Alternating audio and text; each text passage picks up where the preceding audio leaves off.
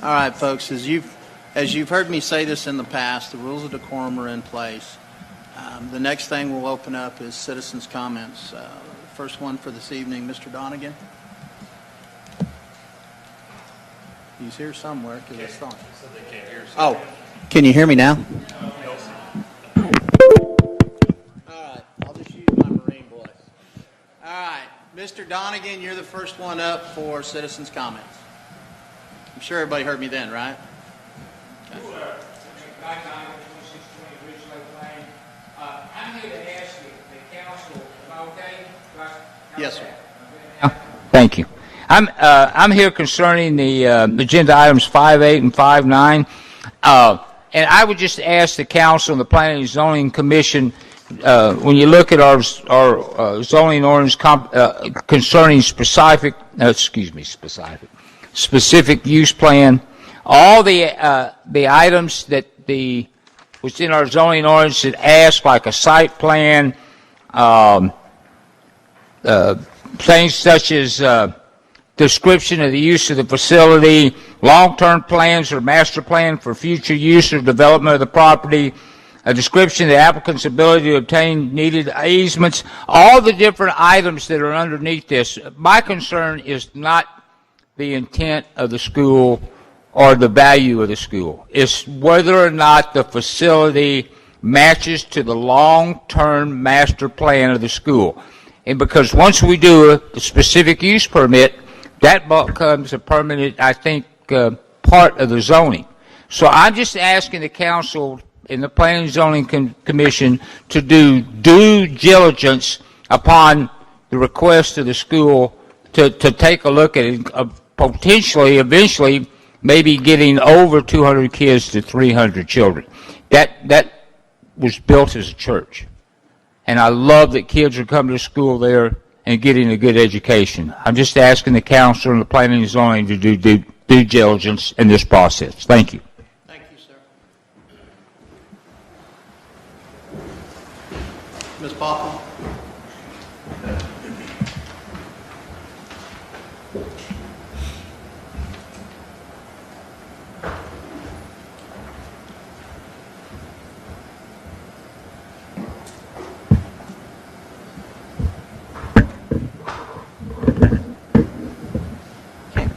Adrian Balkum, 1518 Forenza.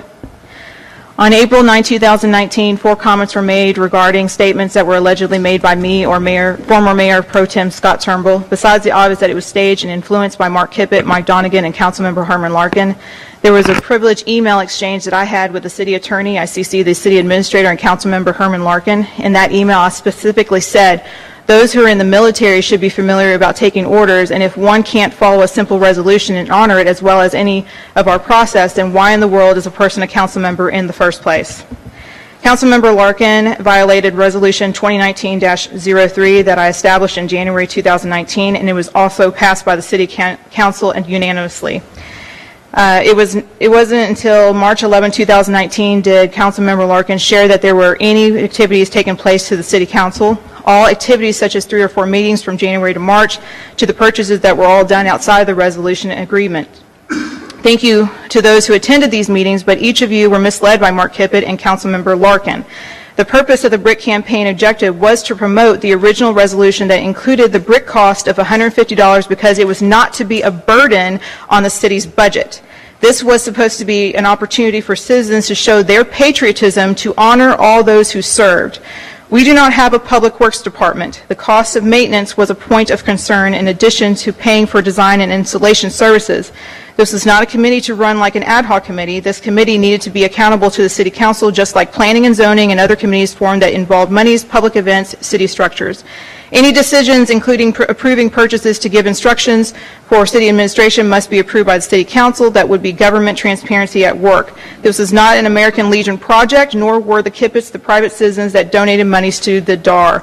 The Daughters of American Revolution never expressed their interest in promoting the Veterans Memorial Brick campaign. Mayor Short only heard from Mark Kippett and just parroted what to say at previous City Council meetings. Citizenry was to be informed through the citizen survey about the committee and to have the opportunity to volunteer to this committee as well as to MC 50 and Keep MC Beautiful. Councilmember Larkin was aware of this and intentionally violated the people's trust in preventing citizens to participate in the citizen survey by not contributing input.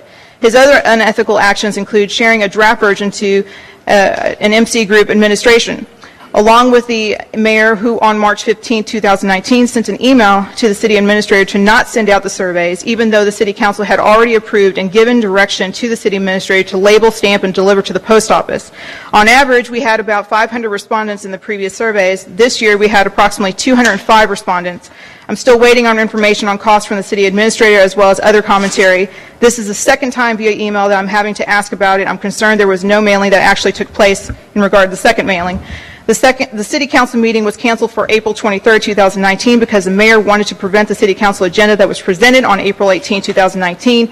Mayor Short failed as a CEO to schedule the meeting of another location, such as Chisholm Baptist Church, where meetings were mostly held in the past.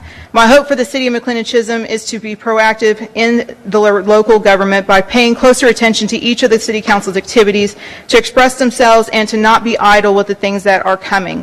I do not foresee the city council to be honorable men and women. I'm calling for the silent majority to rise up. The time is now, or you will lose the rural atmosphere that we all came here to enjoy, or for those who are already raised here. Thank you. Thank you, Ms. Balkum.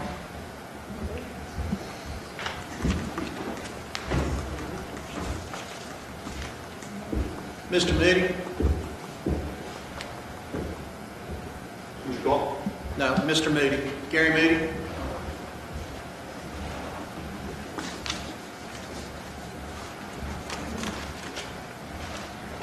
Gary Moody, 1406 South State Highway 205 in the illustrious city of McLendon-Chisholm. I am concerned about the public hearing tonight about the school on 205. I am in agreement with Mike in regards, I don't have a problem with school, but any other business coming in or any other activity of that nature would require a TxDOT study, because I live right there. I see the number of cars, I see the accidents, and in the morning it streams up towards Terrell a long ways. Another 100 cars, maybe it's 50 represented, I don't know, there'd be 2 kids to a car. But I would hope that this has been vetted forwards and backwards by planning and zoning. If not, I would hope that they would look at doing a study for the sake of safety for those kids that are coming in there. Because it's close to 40,000 cars a day that come down 205. It's a situation big time. And having a TxDOT study done might get them the crossover for when the highway is expanded. Right now, there's not going to be a crossover slated for anywhere along there. So, illustration, you pull out on the highway, and you're going to Rockwall. You go to the right, all the way to 548, do a U-E, and you go into Rockwall. If you come out, and you're coming in,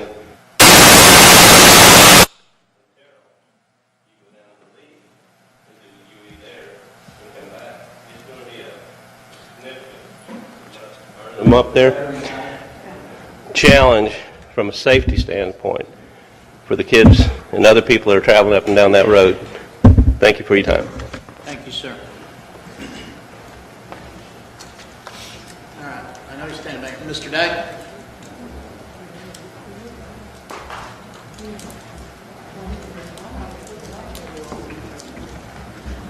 David Day, 211 Tucker. Appreciate your desire to put the rancor behind us. We'll try to do that. We'll start off with an apology. Councilwoman Kippa, you owe me an apology. Maybe you think the ends justify the means. Slander, libel, defamation. I don't take them lightly, nor should you. You make much of your military service. You talk about pride. You talk about service to your community. You dishonored both by lying. Your Facebook post says you met with veterans and told them, I only ran against you because you are a veteran and I thought it would be fun. You went on to say, this is important because Mr. Day is also a veteran and vets don't do that to each other, you said. Vets stick together, you said. Really? Do you understand the irony of that statement? You dishonor my status as a veteran? You have no right, ma'am. You have no right. Dishonor yourself all you want. But you insinuate some wrongdoing or poor character only because I have the audacity to run against you? Who do you think you are? You see this? I wear this. I do a lot for veterans that you know nothing about. You know nothing about me. Every veteran remembers certain career officers, the ones for whom the political ends always justified the means. The ones who brown-nosed their way up until they almost got to command rank. But those kind usually don't make command rank, do they? You took one word, characterized my reasons for running against you, the word fun. A humorous aside in a press release. Fun, as in competition between the services. It's possible you don't get the humor, Councilwoman. Either you weren't smart enough to get the humor, or you were lying. For that, you owe me an apology. I never said anything about you that wasn't true. You are backed by realtors and developers. I only said I doubt your claim to favor open spaces. See, I was afraid you might be a liar, and you proved that you are. Planning and zoning is set to move on Triple Creek, what, this Friday? Quarter-acre lots, nearly 2,000 homes right out here. There aren't enough votes now in the council to stop it. Not anymore. Henry S. Miller Realty already pitched the city numerous times. All your backers needed were the votes, and you proved you'd say anything to get them. By the way, here's the broker's card. Talked to him at length about this. I'm reminded of the old story, that the devil's greatest trick was convincing us he wasn't real. I wish this town well. Thank you, Mr. Day. There's no other sheet. Citizen comments are closed for the evening.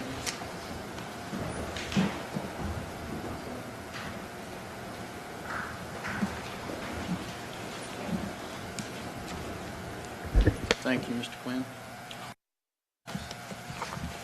All right, we're going to move on to the next agenda, or the first agenda item, which is duly elected city council members to be ceremoniously sworn in. I apologize, I'm a little tired tonight. We have an honored guest tonight. We have the Honorable Judge Russo here, so I'm going to ask him to step up here and swear in the council members so that those that were not here Friday got an opportunity to see him sworn in. Judge Russo, would you please come up front?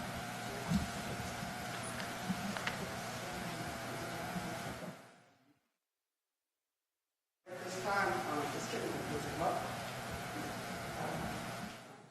At the bottom. Raise your right hand.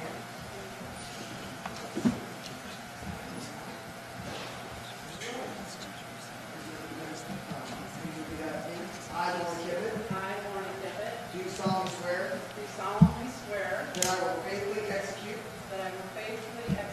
the duties of the office of Council Member Place 1 of the City of McLendon-Chisholm in the state of Texas, and will to the best of my ability preserve, protect, and defend the Constitution and the laws of the United States and of this state. So help me God.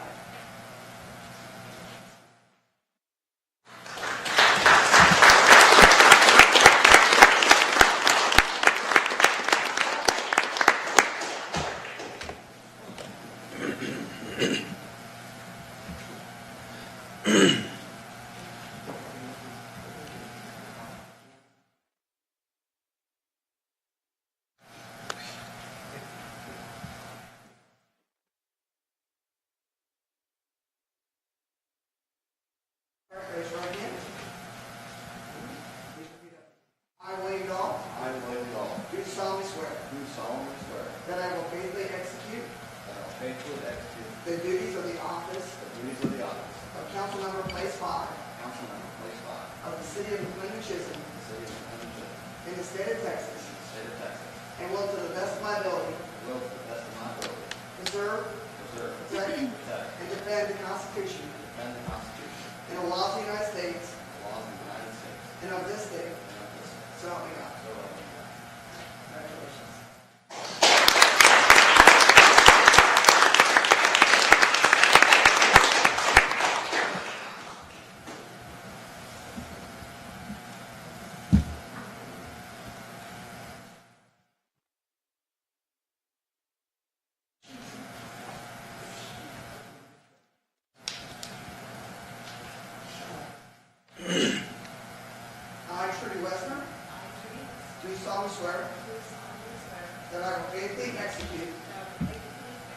the duties of the office of Council Member Place 3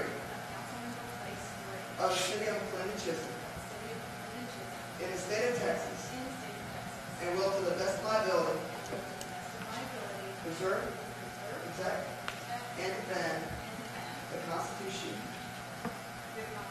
and the laws of the United States and of this state.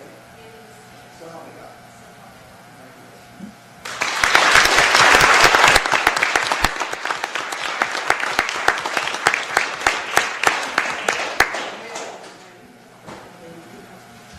Absolutely. If you wouldn't mind, with me today, just because it is a good council, and I always do this as a tradition, is if you would bow my head just with them in this moment, in leadership, this is important. So I just ask you to bow me as a community to go together. So, dear Heavenly Father, as these new leaders come in, Father, they come to you. They ask for your guidance, Father. We as work together, and that, Father, whatever in the past has happened, Father, we come together as one. And that these people will lead and live your ways through. Father, that they will be trusting you to give them guidance. I ask this in the Son of Christ. Amen. Thank you, Judge.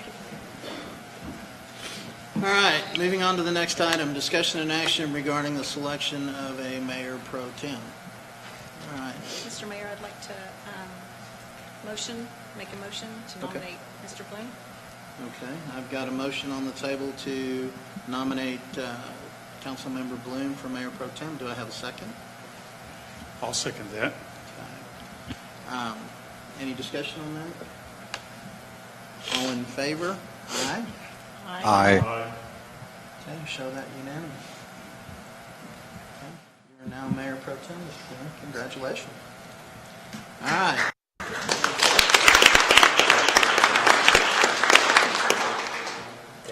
All right, moving on to the next item.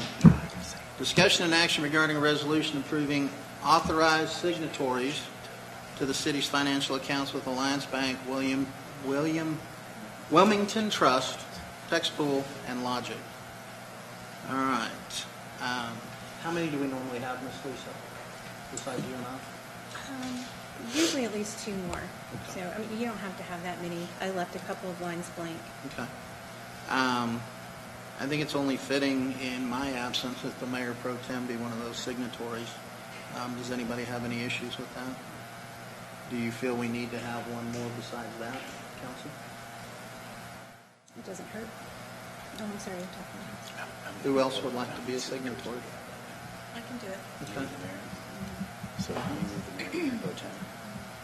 Yeah, I think you need it. It's a good. I think it's a good idea. Okay. All right. So, does anybody want to make a motion for Mayor Pro Tem Bloom and Council Member Okay. Luster? Mr. Mayor, I make a motion that Mayor Pro Tem Bloom and Councilmember Trudy Wessner be assigned as signatories. Do you have a second? I'll second that. Okay. Any discussion? All in favor? Aye. Aye. Show that unanimous. All right, moving on to the next thing. Actually, Yes, sir. I'm sorry. y'all do have to approve the resolution. Does it? You've got them nominated that you want them on there, but now you have to. Oh, okay. Approve the I resolution. apologize. That's all right. No, it's All right. Guys, do we have a motion to approve the resolution? I'll go ahead and make a motion to approve the resolution. Do I have a second? I'll second. Okay, any discussion on that? If not, all in favor? Aye. Aye. Aye. Show that unanimous. All right, moving on to the next thing. Item number 5.4, public statement by Councilmember Balkum over the draft results of the city survey, or citizen survey. If nobody wishes to discuss that, or does anybody wish to discuss that? If not, we'll move on to the next item. Item number 5.5, public statement, Councilmember Balkum to address comments on April 9th city, statements made on the April 9th City Council meeting regarding the monument and the Veterans Memorial. Does anybody wish to discuss that? Okay. Moving on to the next one. Item number 5.6, public statement by Councilmember Balkum on her final public statement of hope for the city. Does the council wish to discuss that? Okay, moving on. All right, item number 5.7, approval of... Okay, I'll speak up. I apologize. My microphone's not working, so I'll get a little louder. Approval, moving on to 5.7, approval of minutes for April 9th, 2019 City Council meeting minutes. Okay. Motion to approve? We may just have to all speak up. I don't know if all the mics are working. Mr. Mayor, I make a motion to approve the minutes as written. Okay. Do I have a second? I'll second. All right. All in favor? Aye. Aye. Okay. Show that unanimous. All right. Moving on to 5.8. Council will hold a public hearing to consider the application of Jake Abbott requesting amendment to the existing specific use permit for the Providence Academy. Before I go any farther with that, is this the one that they're also discussing at the P&Z on Thursday? Or is that something? No, this one has already been through P&Z. Okay. P&Z recommended approval. I got you. Okay. All right. Requesting amendment to the existing specific use permit for Providence Academy to allow an enrollment of 200 children. Application to now request to allow 300 for use by kindergarten through 12th grade and staff using the existing facilities of the Chisholm Baptist Church located at 1388 South State Highway 205 in McLendon-Chisholm. It's also described as Lot 1, Block 1 of Chisholm Baptist Church. Public hearing is now open.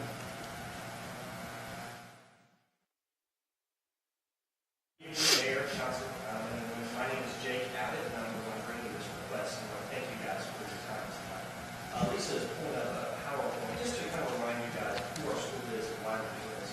For those of you that are new to the council, we came here a year ago at this time basically looking for a home. I want to tell you a little bit about Providence Academy and tell you why we need to amend our special use permit. So for those of you that are new, we did get a special use permit and have been there for a great place for our school, and we want to be here long term.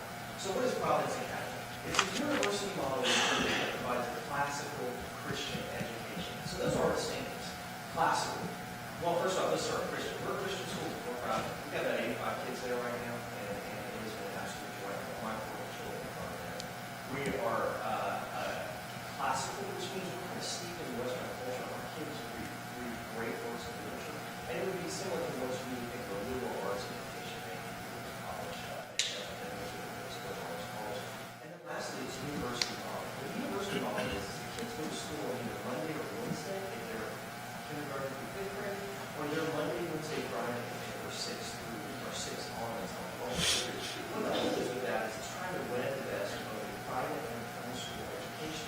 So the kids are getting taught the lessons inside the classroom and then reading the course at home. So it's not for everything, but it's been for our families. And we were at 85 kids this year, and we have that 85.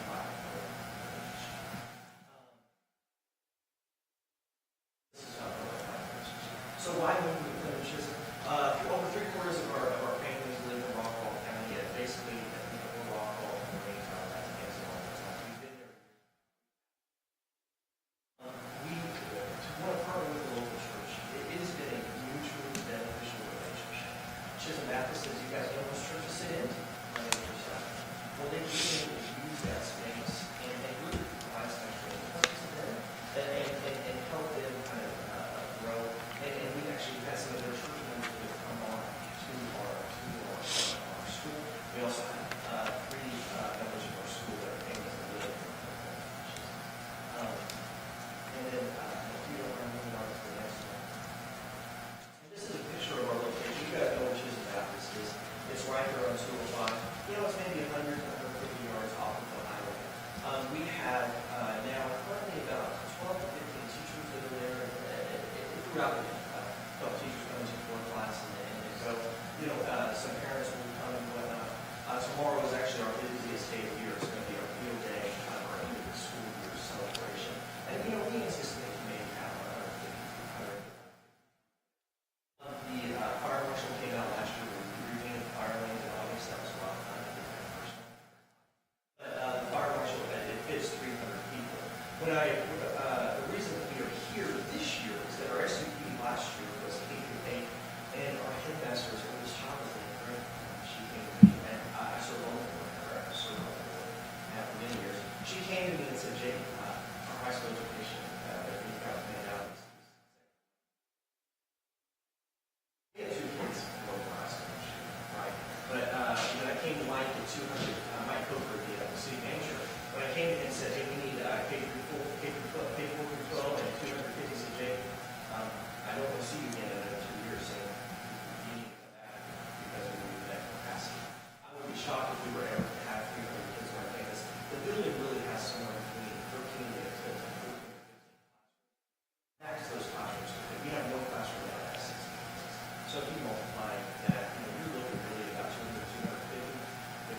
smoothly mapped out. We can actually go on a Tuesday, Thursday, and Monday, Wednesday schedule, so that's why we asked for the 300. This is our parking plan that Mr. Clover asked us to come up with. And it's basically just a pick-up, drop-off, but there's more than enough parking there. We have not had any traffic incidents as well as far as concerned. I know that was our biggest concern coming here last year, and it actually has been, we haven't had issues.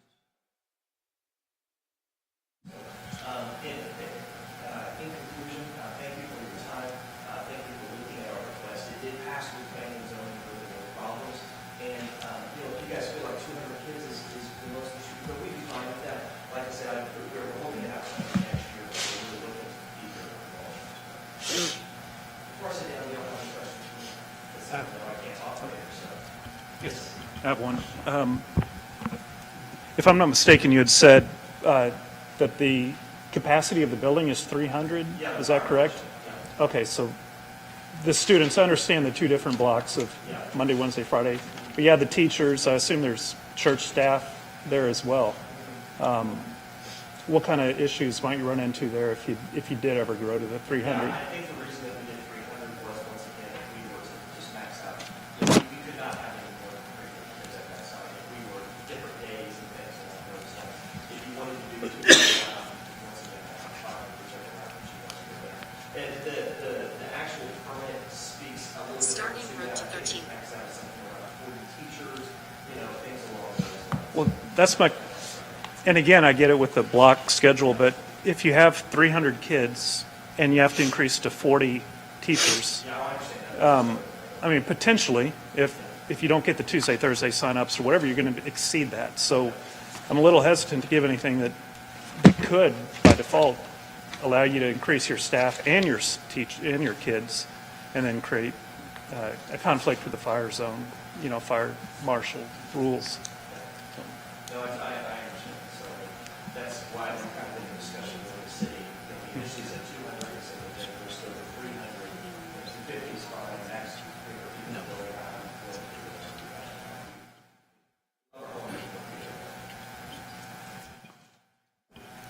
I have one question for you. Right now, you just have 2 high schoolers enrolled, so we're not looking at too much increased traffic from that. What would be your desired strength of your high school if you got, what's your belief that you would like to handle with as far as high school goes? Like I said, we really come max out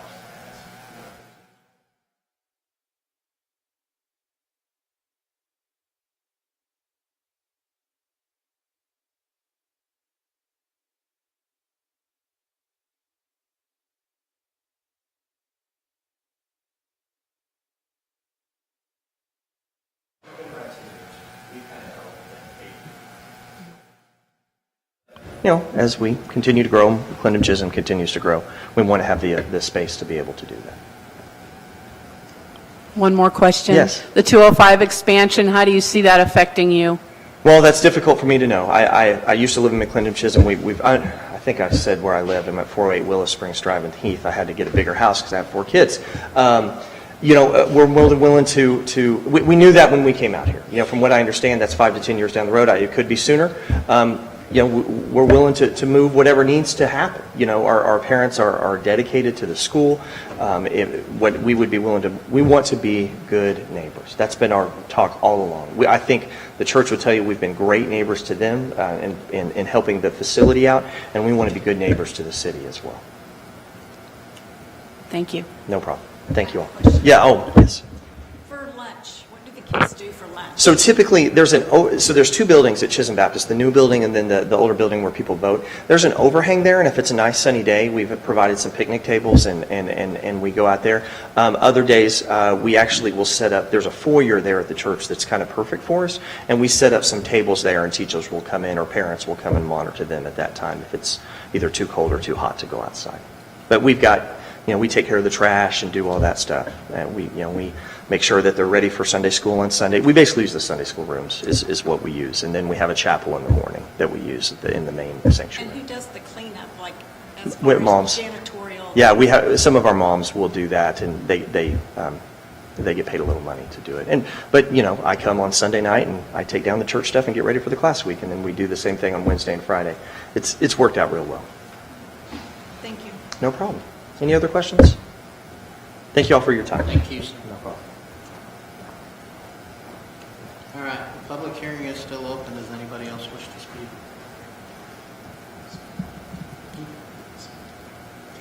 Did everybody hear me, by the way? I'm not speaking louder. We are open. We are open for a public hearing right now. If anybody else wishes to speak on this particular matter. If nobody else wishes to speak, I will be closing the public hearing on this. Going once? Go ahead, Mr. Donovan.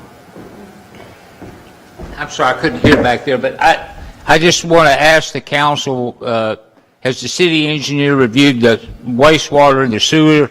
If it got to that size of kids and teachers, I want to be sure that there's a, the wastewater issue has been looked at. Thank you. Thank you, sir. All right, if there's no one else that wishes to speak on this, I'm going to close the public hearing. Again, going once, going twice. Public hearing's closed. All right, moving on to 5.9. Discussion and action to consider an ordinance approving the application of Jake Abbott requesting an amendment to the existing specific use permit for Providence Academy to allow an enrollment of 200 children. The applicant is now requesting it to be moved up to 300 children for use by kindergarten through 12th grade and staff using the existing facilities of Chisholm Baptist Church located at 1388 South State Highway 205, McLendon-Chisholm, also described as Lot 1, Block 1, Chisholm Baptist Church, additionally currently zoned general business. All right, do I have a motion? Mr. Mayor, I'll make a motion to discuss the amended special use permit. Okay, do I have a second? I'll second. Okay, it's now open for discussion. If I can, I'd just start with, I'm really glad this school is in our town. I think that's fantastic. I'm a big supporter of church schools. However, I will say, as far as my personal vote goes, based on the lack of urgency for this growth and the questions that I think are relevant, brought up by Mr. Moody and Mr. Donegan, I'm not prepared to approve the special use permit. I do think there's some good questions for both the wastewater and the TxDOT study. So I feel like this one can wait. All right, any other discussion on it? Mr. Mayor, I'd like to agree with the fact that I think this is something that we need to delay and look at a little bit more. And specifically, I understand the traffic situation. That may be a few years out. Their capacity could be larger. I am concerned about exceeding the fire capacity with students and the teachers. And I understand that administration would try to work that with a schedule. I'm mostly concerned about the wastewater scenario, and specifically, I'm not sure that was addressed before. I certainly know that when individuals have a home, and the home is sized for certain activity, and they throw a big party, that these systems don't always handle everything the way they need to. And I would think that with a school and a large number of children there all the time, that this does need to be reevaluated. So my recommendation would be that we delay action on this resolution. Mayor, Yes, ma'am. I might offer, if you want to consider it perhaps a compromise, you can approve less than what was asked for. So what we have right now is we have a maximum student enrollment of 125, maximum administrators and teachers at 20, and kindergarten through 8th grade. One option might be just so that they can, where'd Mr. Abbott go? So that they can keep functioning this next year, so he doesn't anticipate that large amount of growth up to 300, might be just to expand upon the current number but not go all the way to that 300, just so they can continue to operate this next year while those things are considered. Just a an option. Yes, ma'am. Can you read those numbers again, please? Yes, their current SUP allows them kindergarten through 8th grade, and they're asking for pre-kindergarten through 12th grade. The current maximum enrollment is 125. They're asking to go up to 300. The maximum administrators and teachers is at 20, and I believe they're asking for, is it 48? I believe it's 48. So you could go in between those numbers if you'd like. I personally think we need to wait to find out what the sewer recommendations are and find out if it can even support. We can rattle off a number, but if the sewer can't, support it, it's not any good. Can I ask Mr. Abbott a question? Again, can you come back up, please? The current max is 125 plus 20, so 145. If you did have it pre-K through 12th, would you still be, it sounds like you'd still be within those numbers, is that? It's just, once again, when I approached Mr. Cooper this year, he was like, Mr. Evans, let's not do this again. Right. And, great, we want to be here long-term, as long as the building can hold us. And I have asked the sewer thing, we have asked the church, it has been checked, there is no problems from what I understand. And I agree, I mean, I've lived on the septic, there are some, our kids call it Lake Providence as we're coming in and out of the church, there's some water there at times, but it has been checked and there is no leak or issue from what we understand. So, thank you. Well, and Yes. one more question, I'm sorry, the pre-K through 12th, if you don't have that, does that create issues? for you No, registering we're for only next going, year? we were going to have, we tried to do high school last year. It didn't fly, right? At a different location, we needed to find a place. No 10th graders are coming back, right? So we're just going to offer 9th grade next year. And so, I mean, once again, we would love to have 5 to 10 kids. We're having open houses. Anybody would like to come, we would love to have you at our school. But, we have 2 kids enrolled for 9th grade next year. So, okay. Thank you. Thank you. Any other discussion?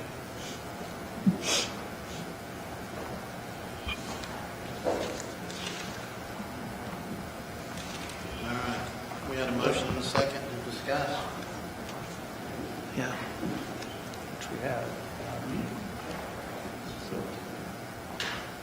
Mr. Mayor, Go ahead. I'd like to make a motion to increase to pre-K to 12th without changing the number of students or faculty allowed.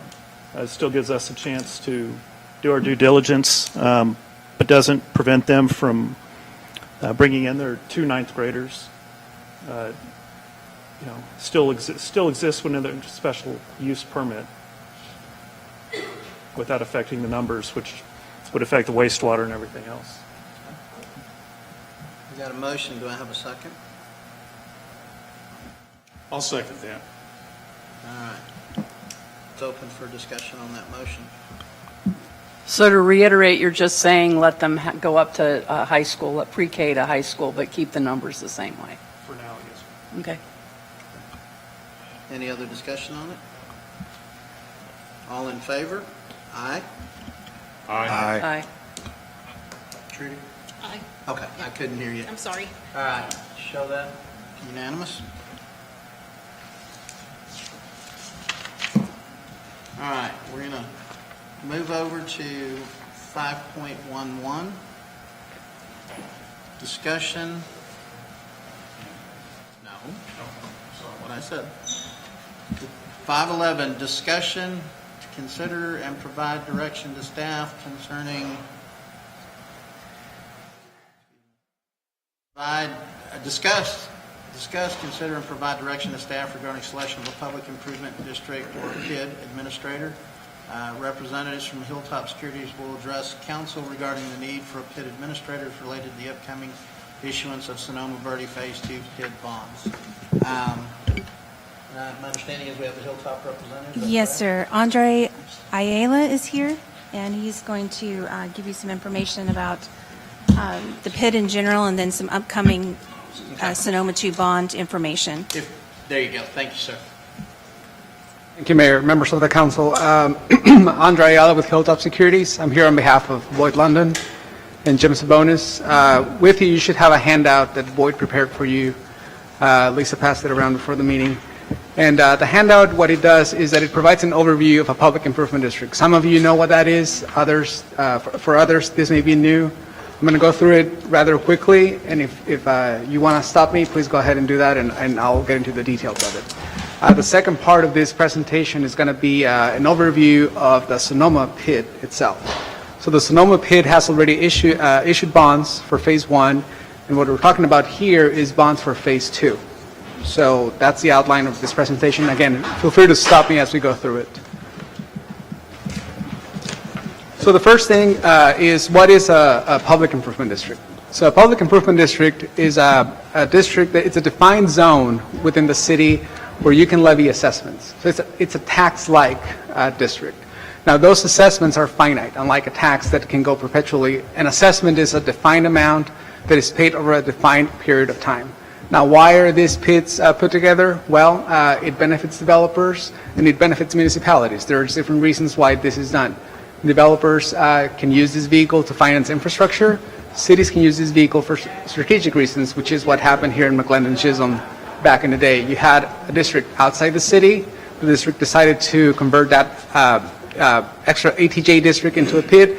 So this land becomes part of the city. They pay taxes. Now in return, you agreed with the developer to create public improvement districts, levy assessment, and finance part of the infrastructure. Not all of it, but part of it. Moving forward, the other important thing is, what is a service and assessment plan? So a service and assessment plan is a document that the council approves. And in a nutshell, what it says is, what will the district fund, how, and what the assessments look like, and for how long. So the city already approved a service and assessment plan for phase 1 and phase 2. Within that plan, you have the outline of the projects that are going to be financed through these assessments. Typically, what we see and what you have done is water, sewer, drainage, and streets. That's the typical things that are done. Now, there are others that are allowed by law, but typically it's just simply water, sewer, drainage, and roads. And that is what the plan says.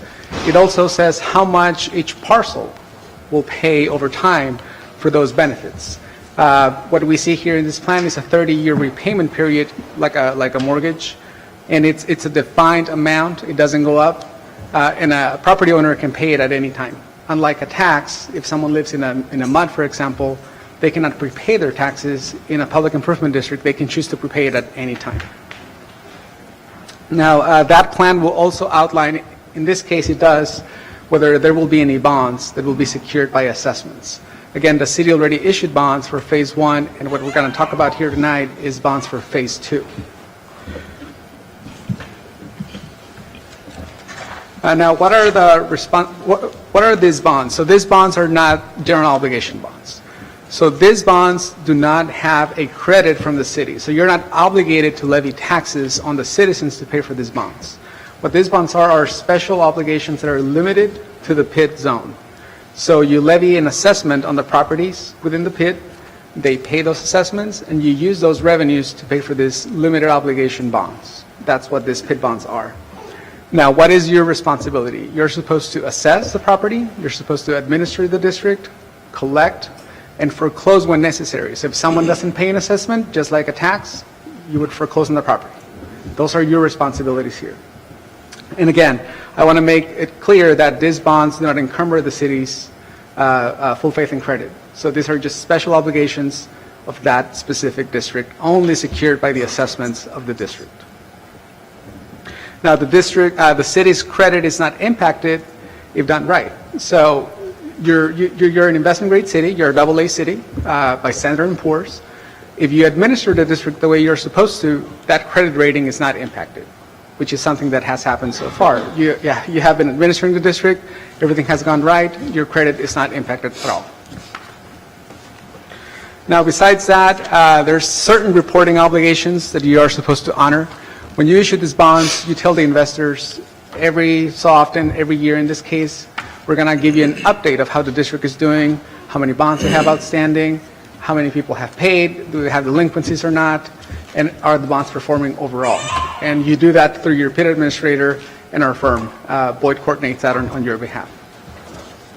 Now, there are certain regulatory bodies that take a look at these. First of all, the state of Texas. So when you issue PID bonds, those bonds go through the AG's office, and they review the validity of the bond issue.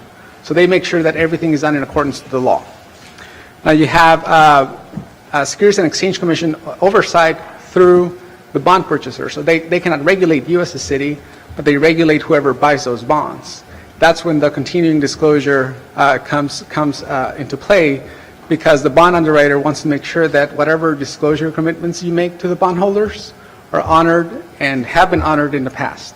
So, for example, back in 2015, we issued bonds for phase one, and we committed to investors that every year we were going to send an update to the bond community as to how our district is doing.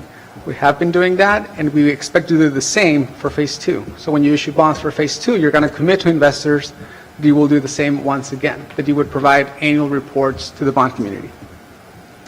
Now, the Internal Revenue Service comes in here because these bonds are tax exempt. So the projects are public projects. Again, we're talking about water, sewer, drainage, and roads. So there's no private activity here. And then finally, this is reported in your audit. Again, it's not a general obligation bond, but it's reported as a component unit of the city.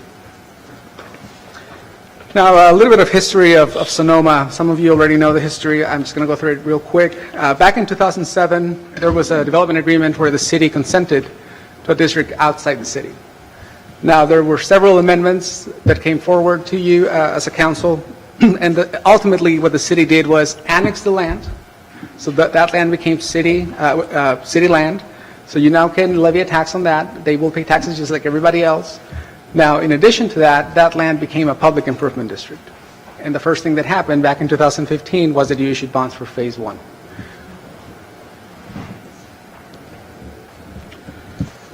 Now, how are the phase one bonds doing? So you issued $7.6 million of bonds. Those were 25-year bonds to mature in 2040. Right now we have 7,060,000 outstanding, so those bonds are performing. They're working the way they're supposed to, and they were used to fund, again, water, sewer, roads, and drainage. The closing of those bonds, as I stated, occurred in 2015. And annually, what the city has been doing is that you have been collecting the assessment. The assessment money comes into the city, and you use that money to pay for the 2015 bonds. The process for phase two will be exactly the same.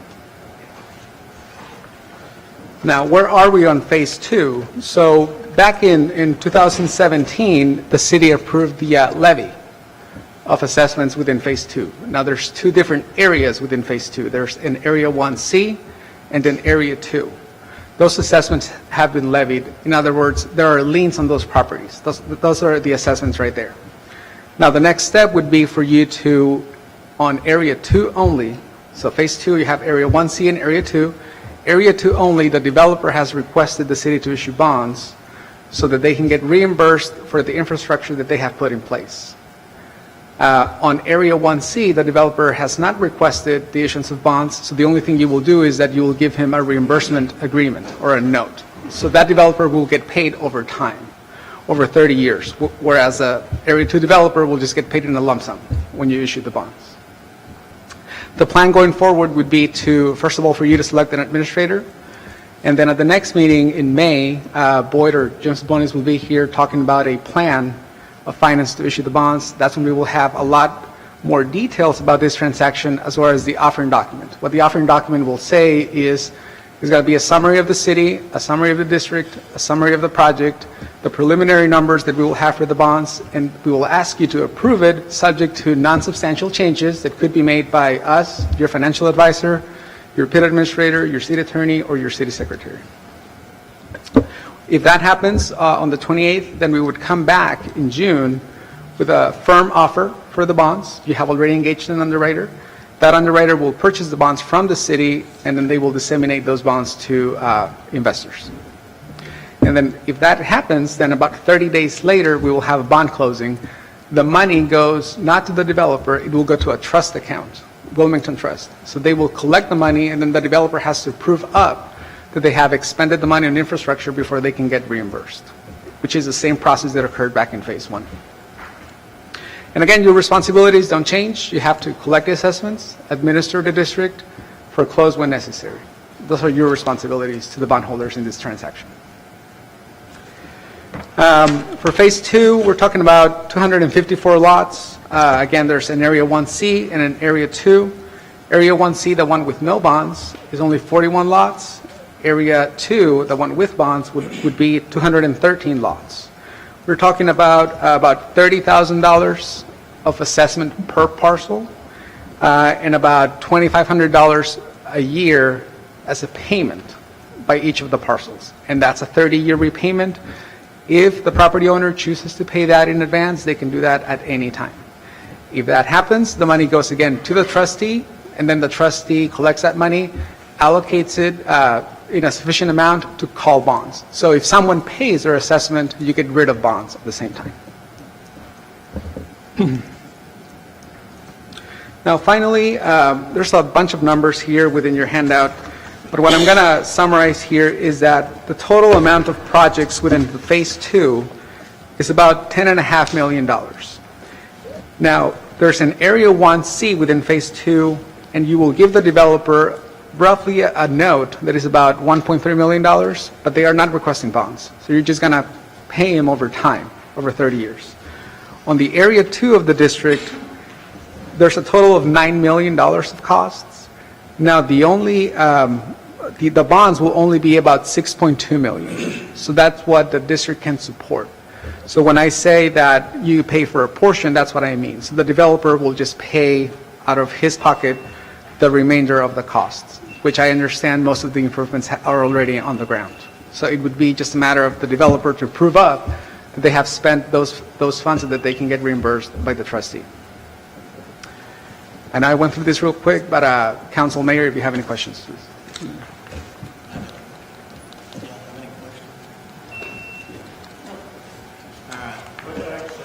Yes, sir.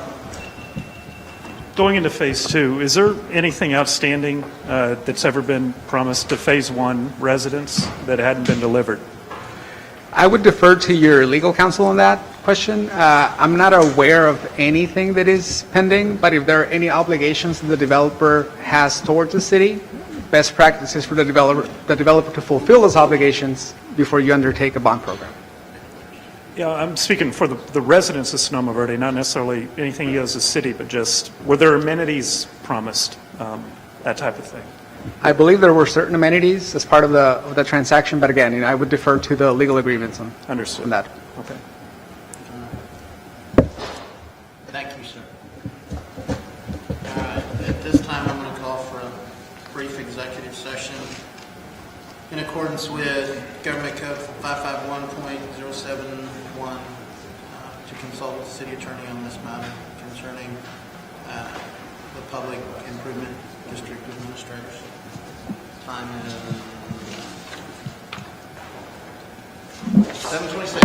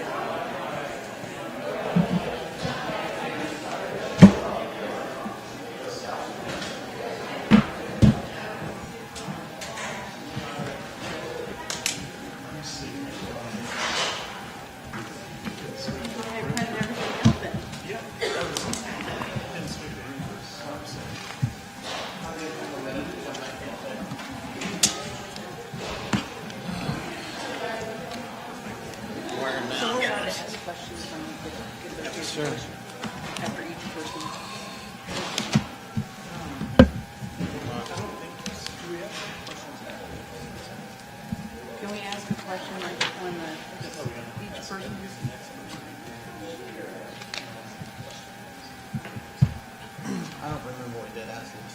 I don't remember what the bid was off the top of my head. I'm getting brain dead. Drink some caffeine. That won't help me. I gotta get.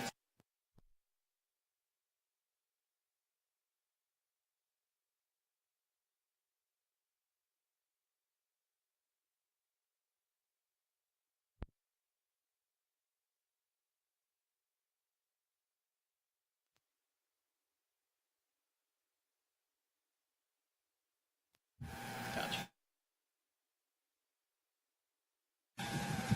Yeah, I couldn't remember what we did before.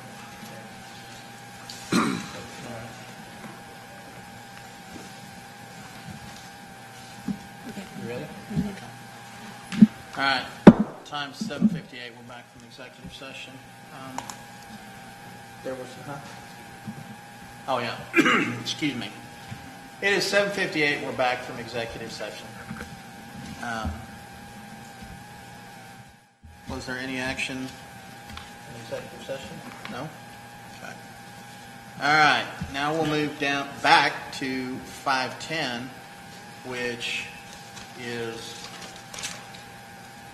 presentations from Public Improvement District administrators, and I'll just go from top to bottom.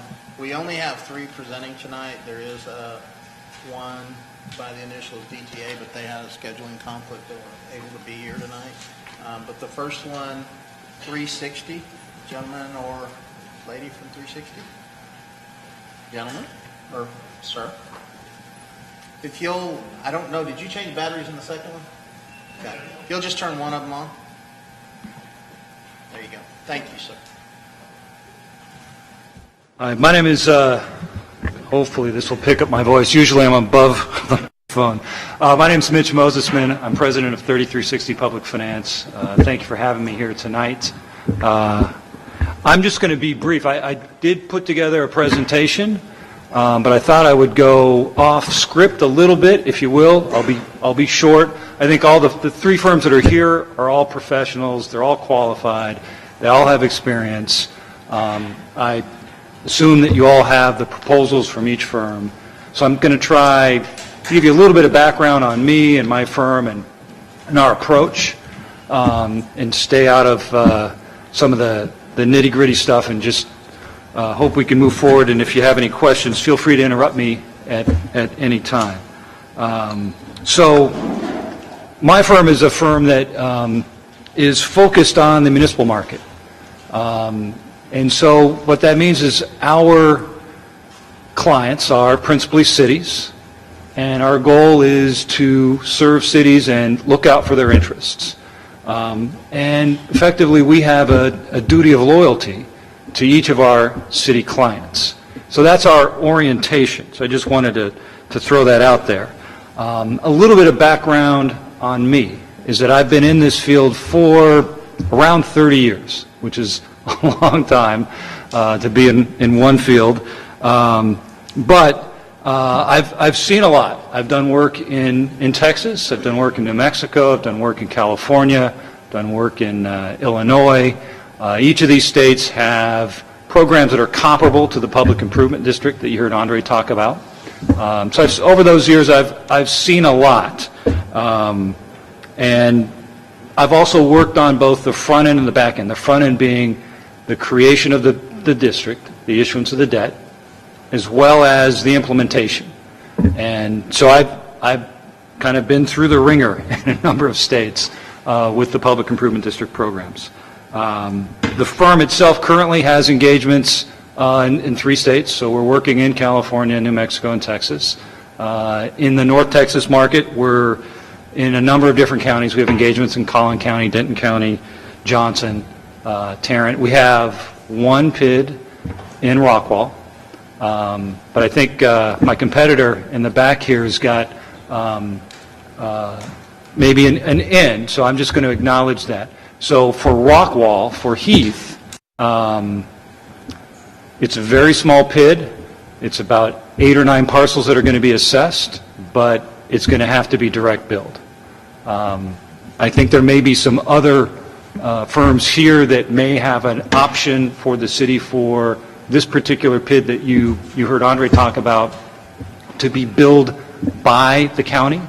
And I'm just going to be honest with you. If that's an option that's on the table and I can't provide it, I think that's an option you have to consider. It's clearly the best way to go all the way around. So I don't want to, make any bones about that.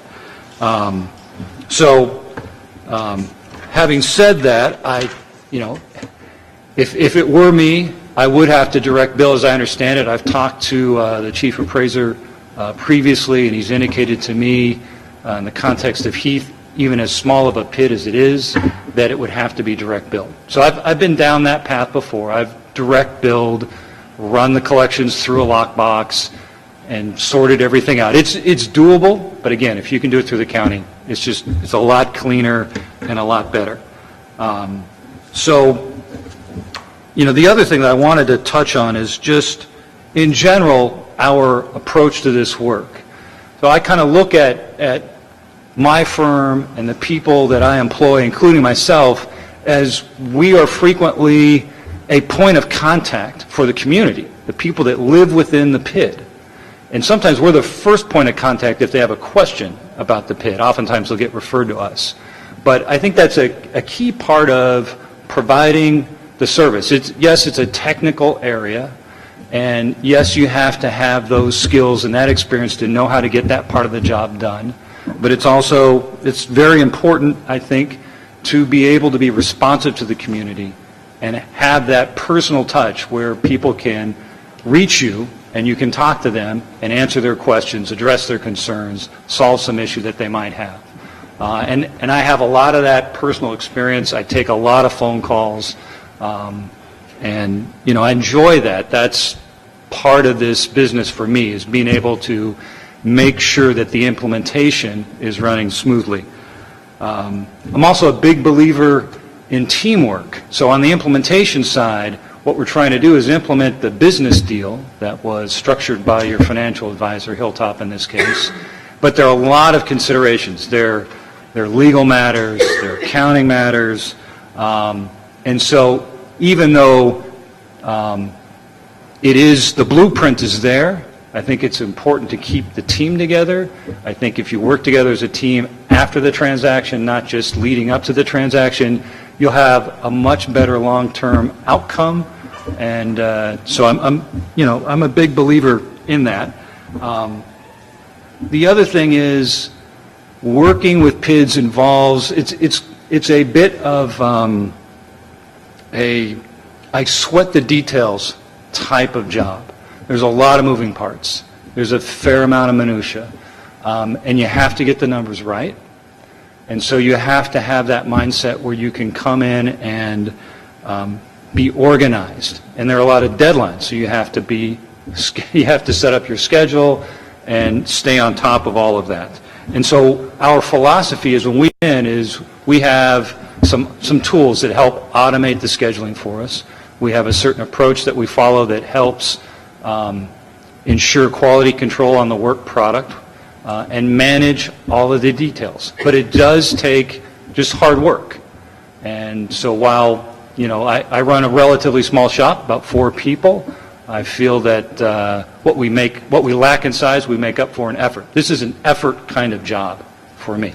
I played a lot of basketball in my earlier days, and playing defense is just a lot of effort. This is analogous to me. You just have to put the effort in.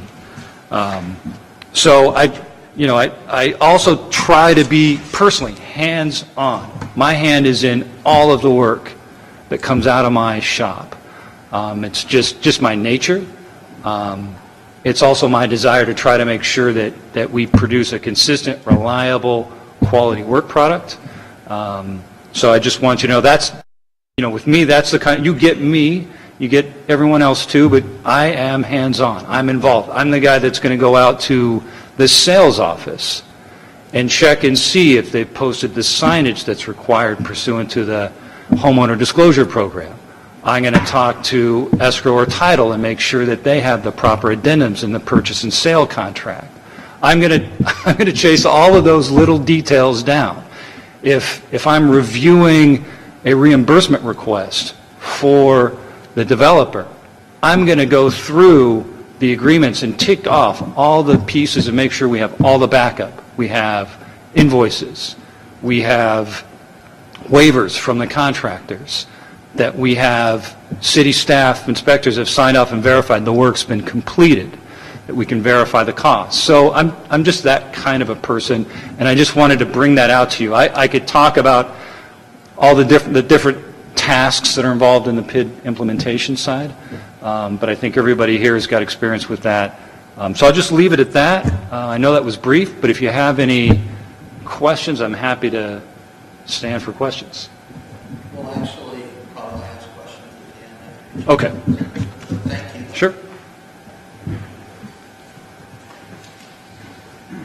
All right. The next one, MuniCap, second. Did I do that right? Yes, sir. Okay. Good evening, Mayor and Council. My name is Josh Arndt, and I'm with MuniCap, and we serve as your current PID administrator. Since the presentation is not up, we have a handout for you that has that presentation for you as well on the left-hand side.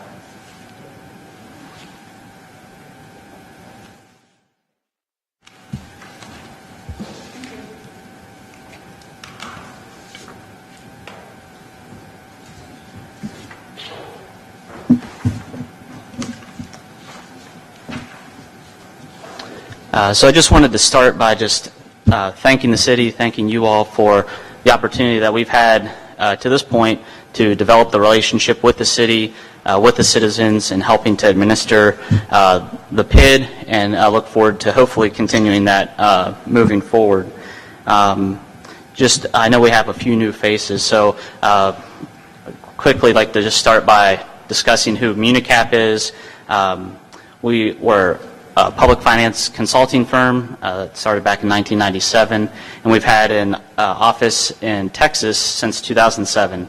Back in 2015, when Sonoma PID was created, we were a one-man band at that time, and now we have 5 associates located here in Texas helping to administer PIDs and help respond to those demands, questions, needs that arise with the city and the citizens of McLendon-Chisholm for the Sonoma PID.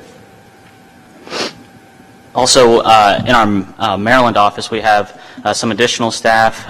We have a total of about 28 employees that can provide assistance to us, 4 CPAs on staff that can provide and are very familiar with helping the city with audits and anything that applies to that background as far as helping the city manage the audit and as it relates to the PID.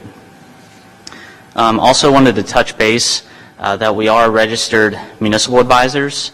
Last year we had an examination with the SEC, and they indicated that while certainly some of the tasks that a PID administrator has to perform would not require that registration, there are certainly many that they felt, in their opinion, do.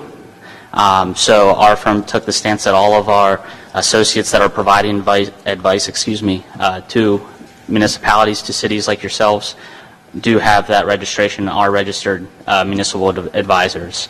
And with that comes the fiduciary duty to put the city's interests, the citizens' interests ahead of even our own.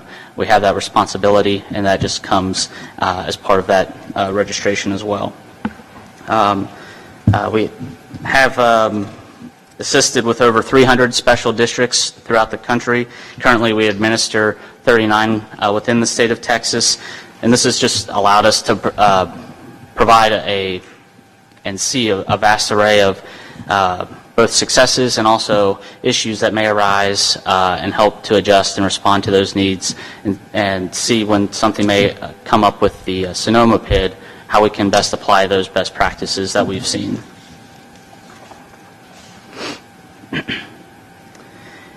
And also, as I mentioned, we do have some new faces. So as far as we're helping with first-time issuers, we're very familiar with that. Also, I think a lot of it at the end of the day is just about education, communication, and making sure that while sometimes, an individual city or municipality may rely pretty heavily upon their administrator, having that two-way communication to make sure that things are running smoothly and that everyone is on the same page, and having that transparency in our work is very important to us, and providing that service to the city.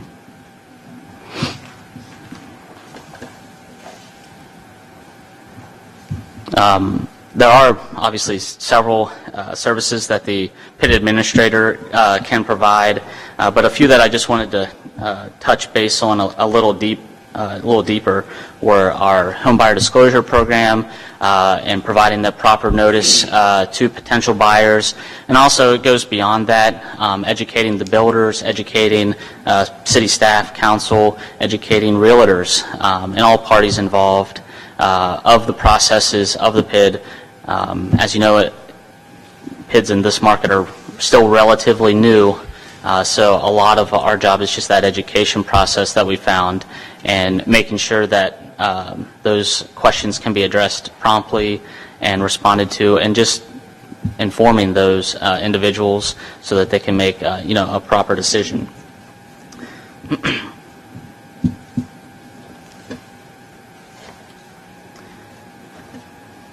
I think, and Andre touched base a little bit on it earlier in his presentation regarding disclosures and some of the responsibilities there, and we found that's also very important as far as a quarterly disclosure process. Those are updates that a developer typically would need to provide early on in the process of the PID and the life of the PID, and that would be more important as you move forward with a potential Phase 2 bond issuance and having those obligations, whereas your annual reports are more from a city perspective and would apply both to Phase 1 and Phase 2.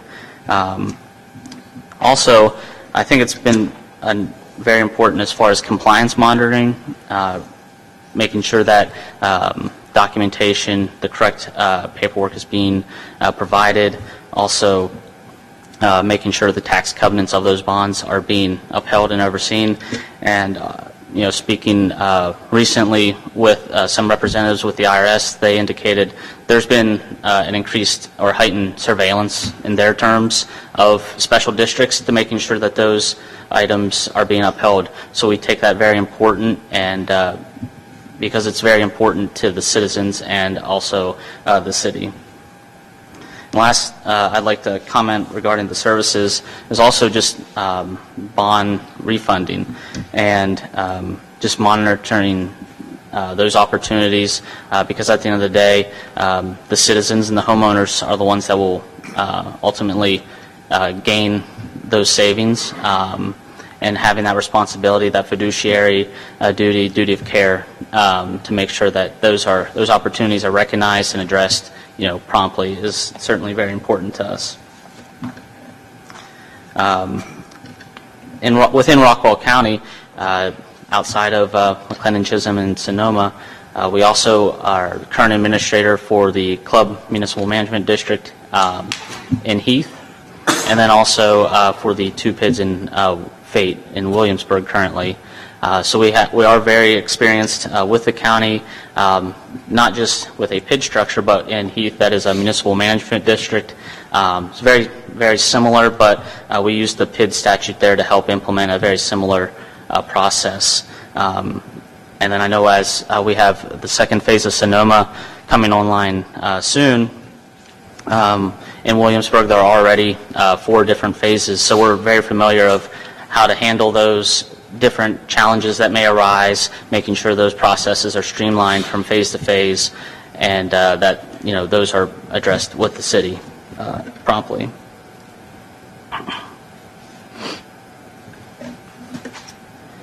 And then it is we're aware that RCAD, Rockwall County, they're not collecting this year, at least to our knowledge, for the special assessments and annual installments.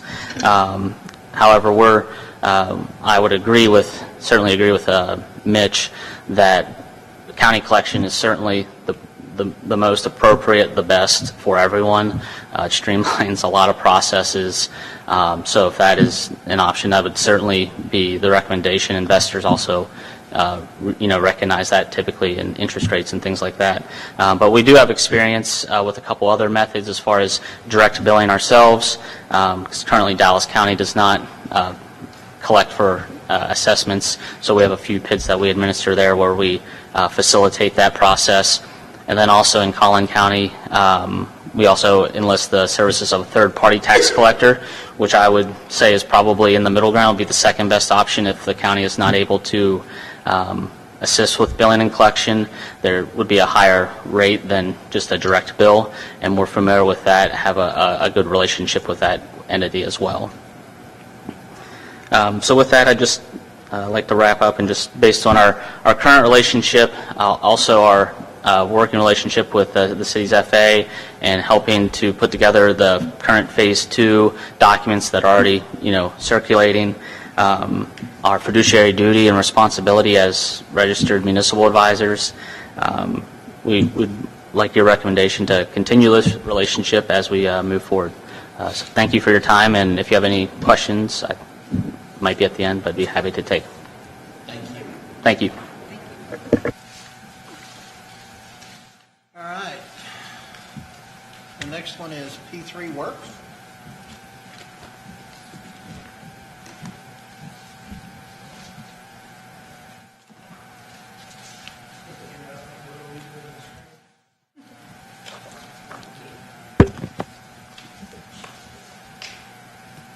Thank you. Thank you, sir.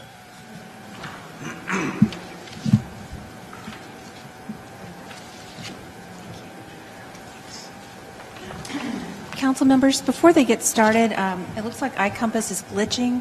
If you go to the City of McLendon-Chisholm website, though, you can pull up the packet and the attachments that way. So if yours is glitching, you might try that. Okay. Go ahead, sir. Mayor, Council, my name is John Snyder. I'm a co-founder and managing partner with P3 Works. All of our work is related to public improvement district and tax increment reinvestment zone administration. 100% of it's in Texas. We have 2 offices, one in Keller, one in Austin. We have 10 professionals and additional support staff.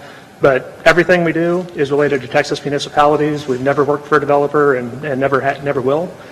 So our fiduciary is always to the cities, and we never cross over and work for a developer and then a city, and vice versa. We're always on the city side.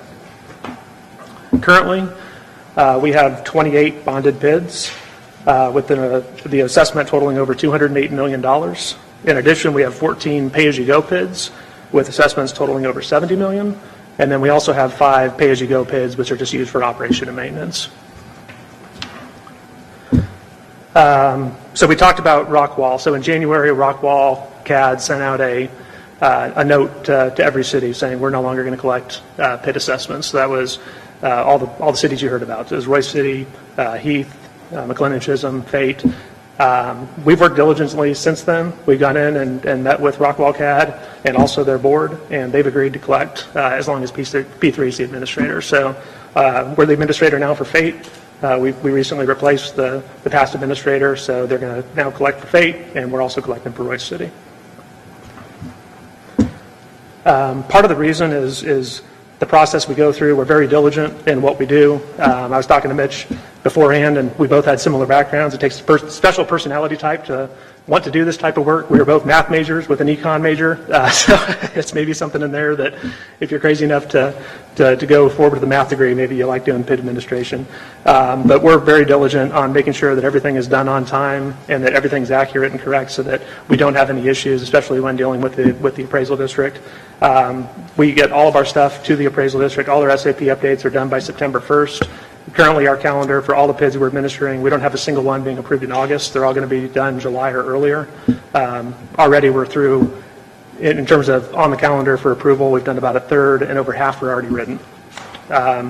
All of our SAP updates, we get out to bond counsel, financial advisor, and city staff at least 2 weeks before they need to be posted on the agenda, so everybody has time to review and comment and make sure that everything is in compliance in case bond counsel notices something on whether it's a tax issue that comes up or if there's anything we identify in our update process that is causing concern, we address it with all the staff at that time. We've done a number of takeovers from previous administrators. So we've taken over administration of City of Fate, City of Lago Vista, City of Liberty Hill, City of Oak Point, City of Wolfworth, Town of Hickory Creek, and also the Town of Westlake. And a couple of those have multiple PIDs, and a few of those PIDs have multiple improvement areas with multiple series of bonds. So we are experienced on Fate, for instance. We took over. There's 4 existing improvement areas with bonds outstanding, and they're doing an upcoming bond issue. The SAP was already in the works, and we've come in, and we haven't slipped the schedule at all. So we've been right on track. And to give you an idea of why a lot of folks want the appraisal district to actually collect those 4 PIDs in Fate, that there's 4 of them that this past year were on the tax roll, 1 that wasn't. The 4 that were on the tax roll have been 100% collected. The 1 that wasn't is at about 75%. Next, we have I don't want to go through everything on the calendar, but in terms of everything we do on a monthly basis, you can see that there's not a month that goes by that we're not doing something related to bond fund administration, quarterly reports, annual reports, SAP updates, working with monitoring the PID to make sure that these things are running smoothly. The last piece is, and I don't know if you can click play on the video or not, but if not, I can just describe it. So there's a website, p3works.com, and yeah, if you go down, there's a little triangle down there on the bottom right, or excuse me, bottom left, other right for me. There we go. Down, down, down. Yep. It's fine. It's fine. I'll just talk through it. Very bottom. Very bottom. Inch down, inch to the left. There we go. Okay, so this allows people to go on. If you have a property within a PID, you can go in and search by city. You can search by property. In this case, I wanted to see what's in Argyle. We have 2 PIDs, so they can go on and click. You can look at the current SAP, the original SAP. If you want to go on and look at the bond documents, if you want to look at a particular parcel, you can go on and see how much outstanding assessment you have, what your current installment is, how it's broken down. Going back, if you can search by individual property rather than the PID, so you can type in your address, your legal description, or the tax ID number. All the stuff pops right up. And again, you can go and really search a number of things from home buyer disclosures. So if you're selling your home and the home buyer disclosure is right there and available. So really it's a pretty powerful tool that more and more people are using in terms of disclosing what's in the PID, and a lot of the mortgage companies and realtors are finding it quite useful. And then that's really all we have. So if there's any questions, I'd be happy to answer them. Otherwise, I will take a seat. Thank you, sir.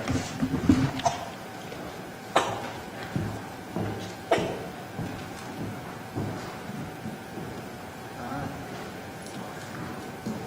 We'll go back and start from the top. Do we have any questions for our first presentation? I don't. Okay. Do we have any questions for Unicap? Yes. Josh, how are assessments being collected now with the fact that we're not in a relationship with Rockwall CAD? How are we getting them? How are people paying their bills now?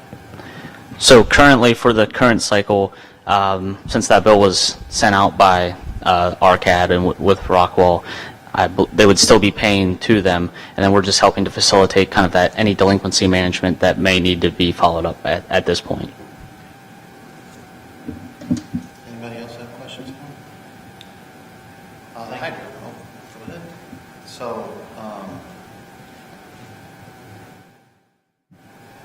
So P3 Works has a 24-hour online service that allows any person in the PID to be able to have instant access to their assessment. Does Unicap have something similar to that? We have on our website they can review the assessment roll, which would show their current outstanding assessment as well as their current annual installment. Any other questions? Thanks, John. Yes, sir. All right.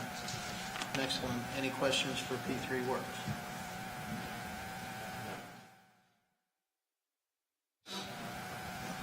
Gentlemen, thank you very much. What we will do is council's going to rate each of you, and then we will talk to our city administrator at that point. Okay. Thank you so much for your presentation. We appreciate your time.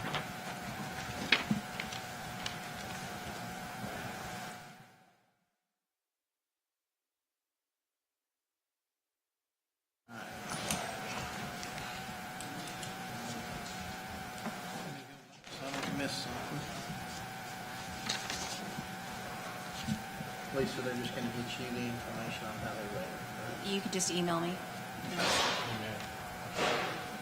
then from there, whatever the rating is. All right, let's see. We're now moving on to 512, discussion and action regarding recommendations of the Veterans Memorial Committee. Council Member Larkin, I'll turn it over to you on this one. Thank you, Mr. Mayor. So I provided a breakdown of the recommendations. The Veterans Memorial Brick Committee met again this the week prior to yesterday, the 6th, I guess. And we discussed several of the discussions that came up during previous sessions about things that some members of the council have thought should not belong in there. So some of this stuff has been modified a little bit. But our focus, the recommendations are basically this. We'd like to focus first on breaking into earthen area around the existing mooring. McLendon-Chisholm Veterans Memorial donated by the Daughters of the American Revolution. We want to offer individual bricks from engraving 3 lines each honoring a living of deceased veteran for $30 each.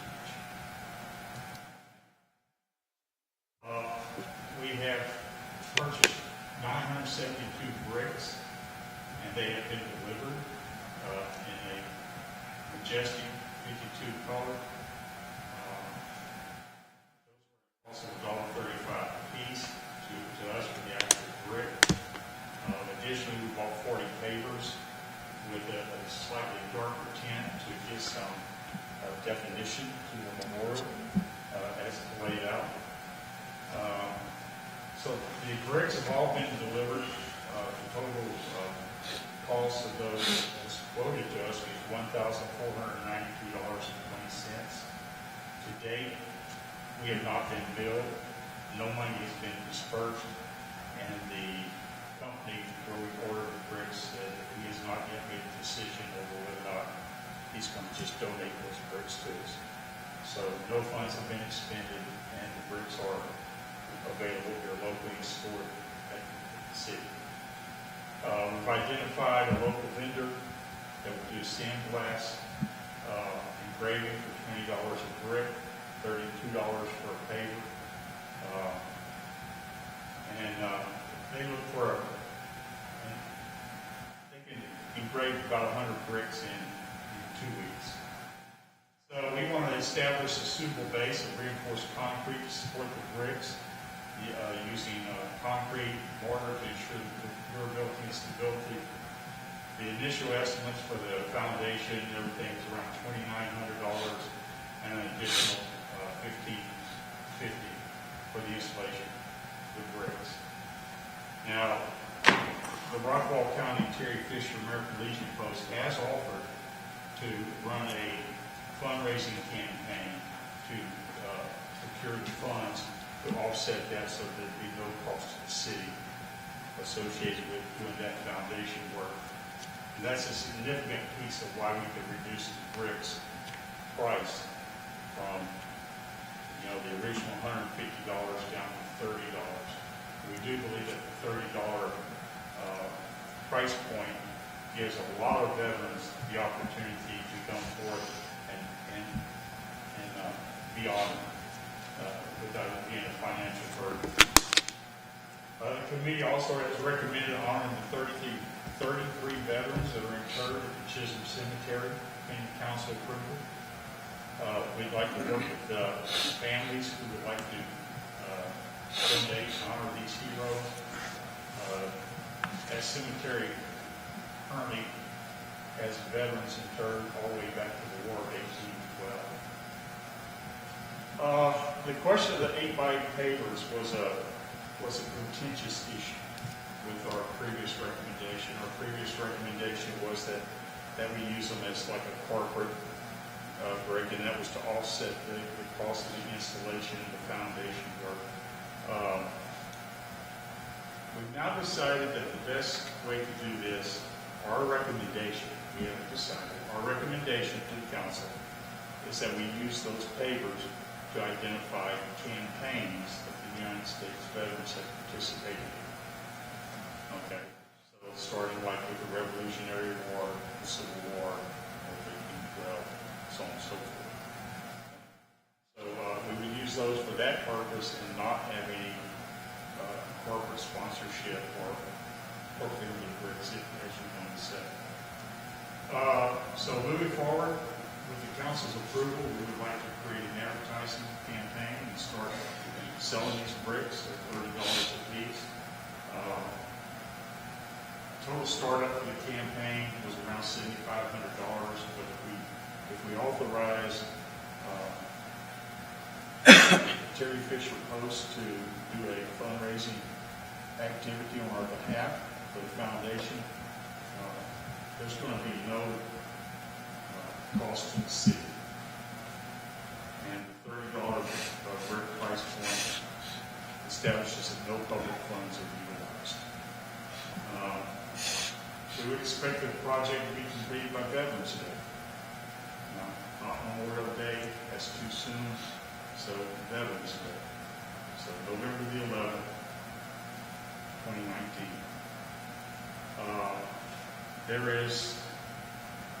That's the set of recommendations. The recommendations also include a letter to the previous brick purchasers offering them a full rebate or refund of their purchase price, or the ability to, there are several options. I think, receive a full refund of your $150 previous donation, receive a $120 refund and continue with the new brick order, or leave my donation at the previous $150 amount and place a new brick order, or I desire an additional option, please contact me at, and their phone number. So we're recommending that we have total flexibility with the individuals who have already dedicated funds to this project. That's the recommendations of the committee, and a sample of the letter to go out, which is included in your documents. I'd like to entertain a motion to accept those and move forward. I actually have a couple questions, if I could, sir. Yes. The number of orders of bricks ordered, is that the same number of bricks to sell, or is that just the bundles they come in, the 972? Now, that's the number of bricks that we think it's going to take to actually fill the circle. Okay. So around, it was actually somewhere around 950, and then we put the pavers in, which will space it out. That might actually give us the opportunity to have spare bricks that we can take and have, or leftover bricks, let's put it like that way, that we can take and have engraved and then replace bricks that are already set as this goes procedurally. Okay. There will be several iterations of the order for the engraving. We're not looking for all the orders to come in once. Right. But ultimately, roughly 900, or is that correct? Roughly 900. Roughly Okay. all of those bricks are going to be utilized for this project. Yes. Right. Okay. And just the whole $30 then, it's applied to maintenance? Is that the... It's the cost of the brick. Right. The physical cost of the brick, cost of the engraving. Right, so roughly $22 there. I'm sorry, I should have, so the $8. Roughly, it's around $24 to engrave the brick. By putting the price at $30, we believe that we accumulate enough money to do the maintenance long-term, and we also believe that we accumulate enough money to probably honor the 33 veterans without any additional funds. Okay. For the 8x8 pavers that are going to be commemorated with various battles, who pays for those bricks? That's part of what the $30, the additional engraving, the $34 for the engraving, and I think we've identified 14 campaigns. So those 14 bricks will be included. That $30 will pay for that too. We did all the calculations. It all works out. And if we don't get the bricks donated, how will we get that money? Price is included. Okay, all right. So if we get the bricks donated, As if we're not getting the donation of the bricks, that's $1.35 added to the cost of each brick. And if that's donated, then that would be another $1.35 that goes toward the other, the long-term maintenance and such. However, we are looking at the fact that by putting a solid concrete foundation at the base and having these bricks mortared in, that the long-term maintenance would be very minimal. They shouldn't shift unless we have like a major earthquake. Any other questions? All right. Any motions to accept the recommendation?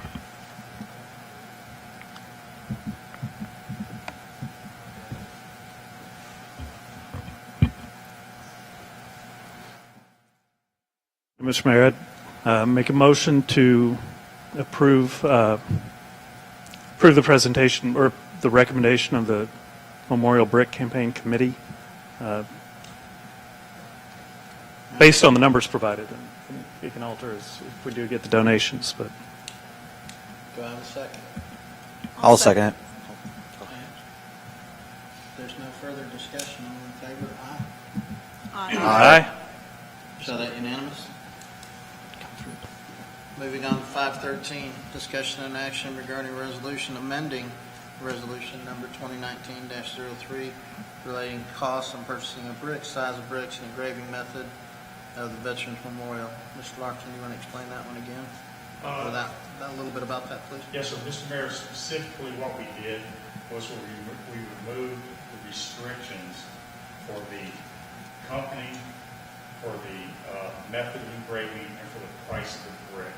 That's essentially what was removed, so that we had latitude to set the price of the brick, so latitude to use sandblasting for the engraving, and it also had a statement about replacing for a Memorial Day event, which we're not going to be able to make. Gotcha. Those paragraphs were stricken, and this is the new resolution recommended. Okay. All right. Entertain a motion on that resolution, amending the resolution. I'll make a motion to amend the resolution for the city, the Memorial Brick Campaign as presented. Do I have a second? I'll second. Okay. Any discussion? All in favor? Aye. Aye. Show that unanimous. Moving on to 514, discussion and action regarding resolution repealing resolution 2018-06, adopting a process for providing city council participation and preparing a city council agenda. Mr. Bloom, I'll turn this over to you. Mr. Mayor, this is just kind of getting back to where we'd been previously, that city council people can continue to submit agenda items, and then the mayor will work with the city administrator to prepare the agenda. And we'll have some discretion on what all goes on that agenda for any given week. essentially what it is. Instead of just anything goes, a little bit more oversight on that. That's my goal there.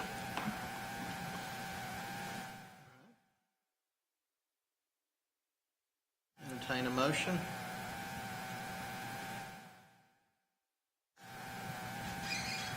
I have a question first, Mr. Mayor. Do we need to repeal the other resolution prior to approving this one?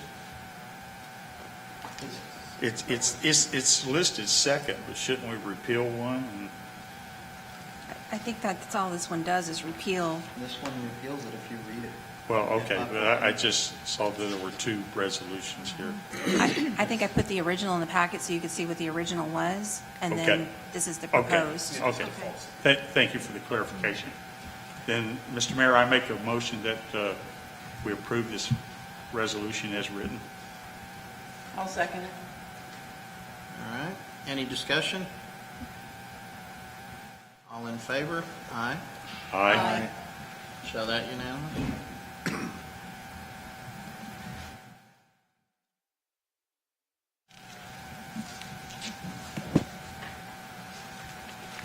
All right, moving on to 515.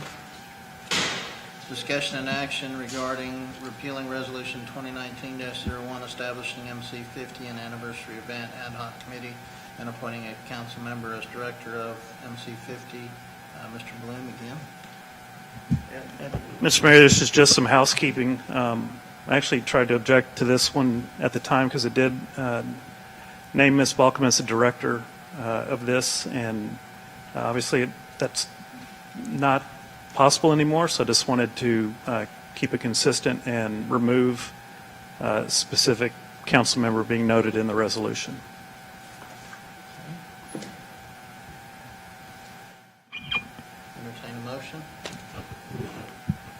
I'd like to propose a resolution to repeal 2019-01.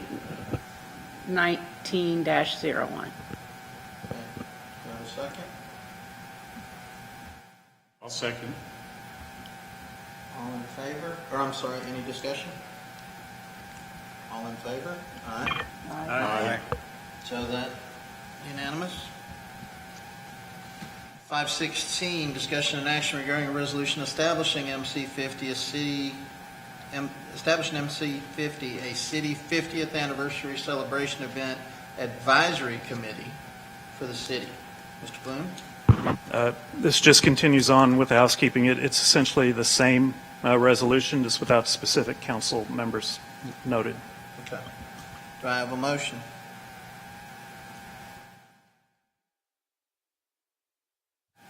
Mr. Mayor, I make a motion we accept the resolution as written. Okay, do I have a second? I'll second it. Any discussion? All in favor? Aye. Aye. Moving on to 517, discussion and action regarding a resolution repealing Resolution 2019-02, establishing Keep McLendon-Chisholm Beautiful Committee for the city and appointing a council member as director of the committee. It doesn't show on mine who put that on there. Mr. Bloom? Yeah, Mr. it Bloom, was go me. ahead. Yeah, again, it's just housekeeping. Same thing. All right, I'll entertain a motion on that one.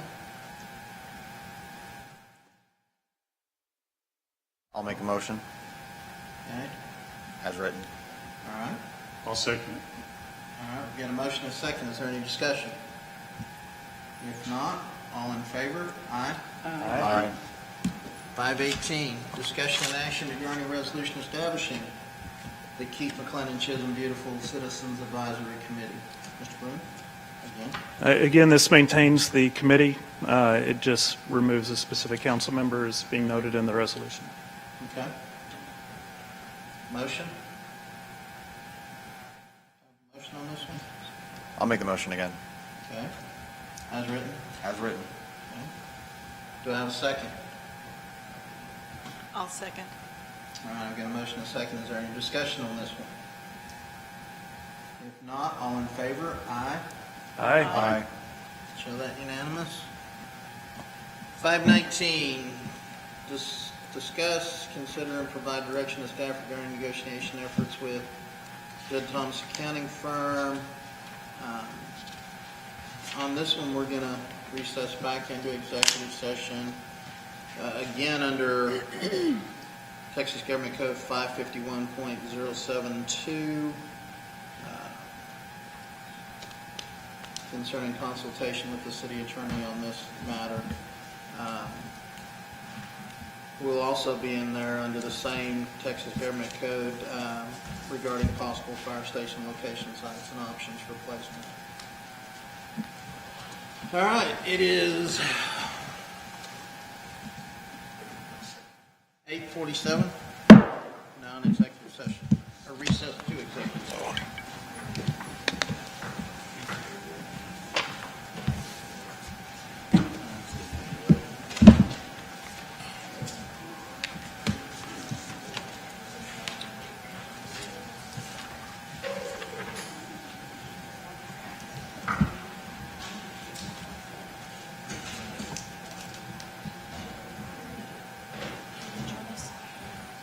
I don't think so.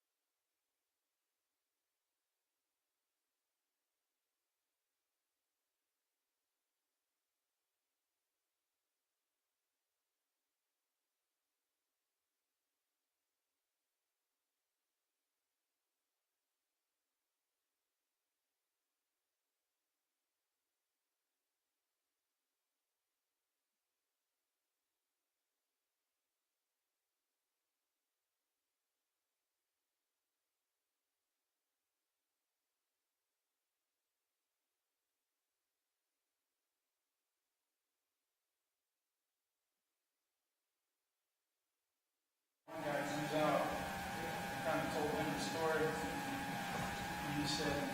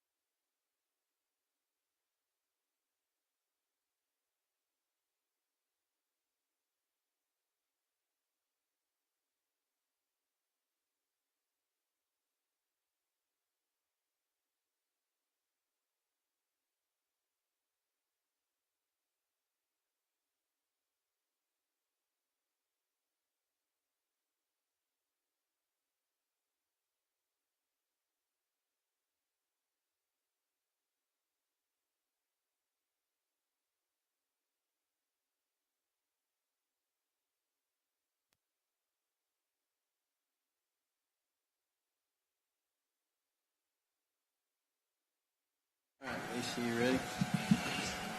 Yes. Okay. All right, guys. It's 9:34. We are back from executive session. No action taken concerning the fire station locations. When it comes to the executive session over 5.19, discuss and consider and provide direction for staff regarding negotiation efforts. I'll entertain a motion on directing our city administrator to cease negotiations with Judge Thomas. Do I have a motion for that? So moved. All right. Do I have a second? Second. All right. Any discussion by anybody? All in favor? Aye. Aye. Ms. Lisa? Okay. Okay. All right. Now, we're done with those. Reports. We've got financial report, sheriff's report, building official report, and a list of our different calls. Fire calls, I'm sorry. Does anybody have any questions on any of those at this point in time? I'll just put them all together in one thing. If nobody has any questions on any of those, then we will move on to updates, discussion, and direction of staff. Can I ask a question? At what point can we ask questions about the specific line items in the budget? Is that something that we normally would do in a work session, or how's that work? I have a couple of questions. I mean, you can call me and ask me anytime. Okay. I think if we can get you all to a one-day retreat, I would love to invite the accountant in for a couple of hours to go over how it's currently structured, how you'd like to see it in the future, to answer all your questions. I would like to do that sooner rather than later, just so I can get a handle on how things are laid out, and how our expenses are going now that we're almost 2/3 of the way into the fiscal year, and just have a better handle on that. Appreciate that. That's a good idea. All right. There's talk about possibly doing a one-day retreat where you guys can ask a lot of the questions about do's, don'ts, procedures, things like that. Is that something you would be interested in? Yes. Yes. So Lisa, if you can figure out. Yes, do you want to give me, we have a calendar here, do you want to give me some dates that are good for everyone? I don't know if you want to stick with a during the day event, like a day-long weekday event, or if you wanted to do a Saturday. I don't know what all your work schedules are. Yeah. Want to give us maybe you come up with some dates, and then we can just respond back to you? Sure. Let's do that. Sure. I see on here that there was a request for a joint work session, is that correct? We had one planned. We had a developer that wanted to come in Right. and kind of pitch a proposal. He emailed me today and said that was canceled. So he's asking now if he can come to the next P&Z meeting, and if you all could join in a joint work session then. When is the next? That would be, I believe it's the 20th of June. Yes, 20th of June. Does that work for anyone? I will not be here. I'll be out of the country. Okay.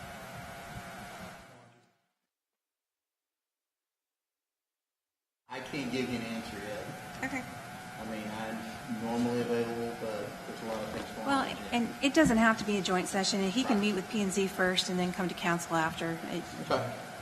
Let's do that for now. Sure. And then I see that we've got stuff coming up, so. All right. I don't really have a lot of announcements or information on events, anything like that right at this moment. Just everybody remember school's out in a week from Friday for just about everybody. So the summer's fixing to start, which means there's going to be a lot more kids out and about. A lot of teenage drivers hitting the road during every hour of the day. So just be cautious here in another week when the kids are out that there's going to be a lot more crazy drivers on the road. That coupled with the construction we've got everywhere makes for a good recipe for issues from time to time. Remember, Memorial Day is coming up very quickly. There's going to be a lot of events going on throughout the county. That's about all I got right now. I have a question, and Yes. I don't know if it's a appropriate time or not to ask. What would y'all think if about scheduling our executive sessions perhaps 30 minutes before the council meeting, get those out of the way so we don't have to, maybe we could get through all of it, maybe not, but just to prevent having to make citizens wait through that. It tends to pop up at different times, and sometimes what they may want to hear about maybe after the meeting, the executive session. So Maybe an hour. Might need an hour. well, it depends, yeah. Maybe on a special time, but is that The problem with executive sessions, scheduling them earlier, is by ordinance, we set the dates and times, locations of our meetings. Right. So, I mean, if you want the executive session, for example, to be the first thing on the agenda, we can do that. So we really can't start any sooner because by our ordinance, we said 6:30. So we really can't start a meeting any earlier. Now, there are some cities you can have some work session. Like there are certain items that if you wanted to have a work session and you want to start doing those, say at 6 o'clock or 5:30, something like that, you could do that. So by the time the meeting rolls around, you've got a lot of stuff that's taken care of. And so when the meeting rolls around, you don't spend as much time discussing it, hashing out this, hashing out that, because you've already done it in the work session. I think that's what she was saying. Yeah, that's fine if you want to do that. But as far as meeting to make decisions on things, that's got to be done, no sooner than 6:30 with the meeting and schedule agenda and stuff like that. But a lot of cities do schedule work session items and have, like for example, budgets. The meetings that they're going to pass a budget, they'll schedule a work session an hour or two beforehand, and they'll go through the budget, mull it over, talk it over, discuss it. So by the time the meeting rolls around, they start the meeting, they go through agenda items, and they get to the ordinance adopting the budget. Well, there may be a 5 or 10 minute discussion because they already had it previously. And then someone make a motion to adopt the ordinance, which adopts the budget. And that you can do. So yeah, if you're just talking about a work session to talk through items so the meeting actually goes faster, absolutely you can do that. They can't do executive session during the work session part of it? You can do the executive session if you want, as far, part of like a work, you have the items on there, talk about them, and then go to executive session. You can't come out and take any votes on anything until. Right. No, understood. Right. Yeah. Right. Yes. No, it'd just be to get the executive session part out of the way and come out and at 6:30 or at whatever point on the agenda, share the results if applicable from the executive session. So. Is that allowed? Yes, ma'am. Yes, I mean, again, the only thing you really can't do, work sessions, they're basically meetings for discussion and no action. That's really all. They pretty much run like council meetings, sort of like special meetings, except you can vote at special meetings. They're just like a regular meeting, except they're not on your regular normal day and time that you normally have, like second and fourth Tuesdays, is when we have our meetings at 6:30. Special meeting you could have on the third Wednesday at 7 o'clock, and it's a regular meeting. The work session, again, you can do that, and that's fine. You just can't have any votes or anything like that taking place. But can you have I'm still not sure. We still can't do an executive session till after 6:30. No, you can do the executive session and the work session. You would have to have an agenda for your work session. I mean, you have to have certain items, like, you could have this executive session for the placement of said fire station in the city limits. You could have it on there like it is. It's a work session, so you can have an executive session on that. I don't know if people would be open to that. I really just wanted to check the pulse of the council and the mayor to see. I disagree with you on that now. You do disagree? I'm just trying to be aware of the citizens' time. I am as well. But we can call executive session at any moment on any agenda. That's true. But I'm talking about the planned piece. And I'm not saying it will negate all future unplanned or things. I know Rockville, I believe they do it that way. Yeah. But they're also a home rule city, and they follow different parameters on some things. Now, if you want to move the executive session at the very end, I'll have a comment.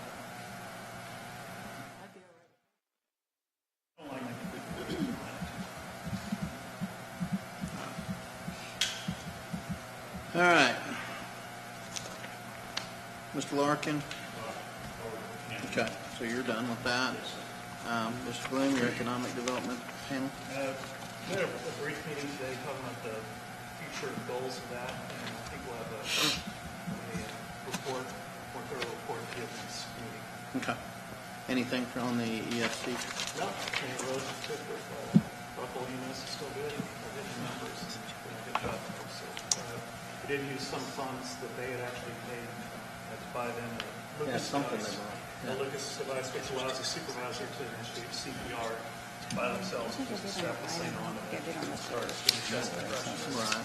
So that's actually money that they had paid during, it's a long story, but paid as a fine essentially to the county. And the county reinvested it back in them, which is good for all of us. Nice. All right, guys.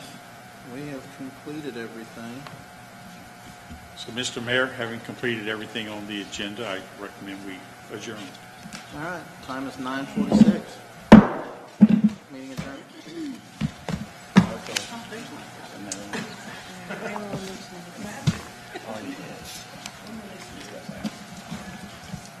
I agree with you. I've told him it's a cheap fault. I said, that's the reason I do. If we're unsure, we blame the chief.